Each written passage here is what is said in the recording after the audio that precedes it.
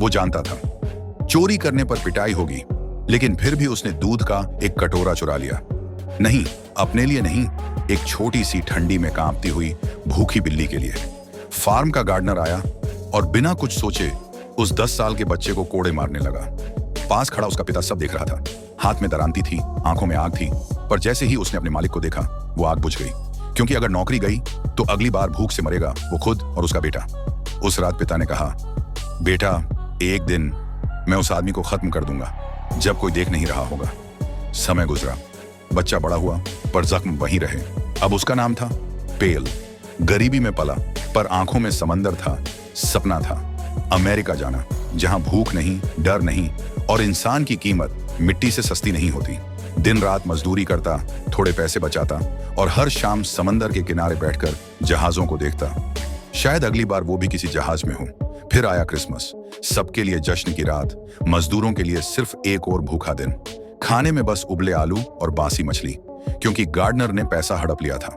एक मजदूर एरिक, जो पेल का दोस्त था, खड़ा हुआ और कहा, बस अब बहुत हुआ। अगले दिन वो खेतों के पास मरा मिला। पेल के अंदर कुछ टूट गया, पर उसी टूटन से एक संकल्प पैदा हुआ। अब या तो जिंदगी बदलनी है या ये जिंदगी छोड़नी है। घर लौटा तो पिता बोला, जिंदगी मजाक है बेटा, जब तू सोचता है अब हालात सुधरेंगे, वही पल तुझे गिरा देता है। कुछ दिन बाद पिता को एक विधवा से प्यार हो गया। उसका सपना था एक घर, एक औरत और थोड़ा सुकून। पर किस्मत ने फिर खेल खेला।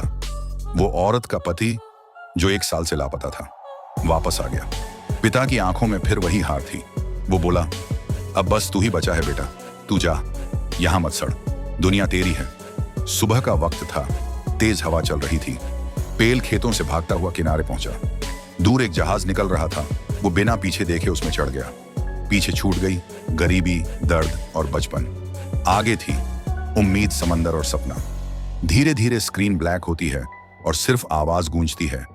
कुछ लोग गरीबी में मर जाते हैं और कुछ गरीबी को पीछे छोड़ जाते हैं।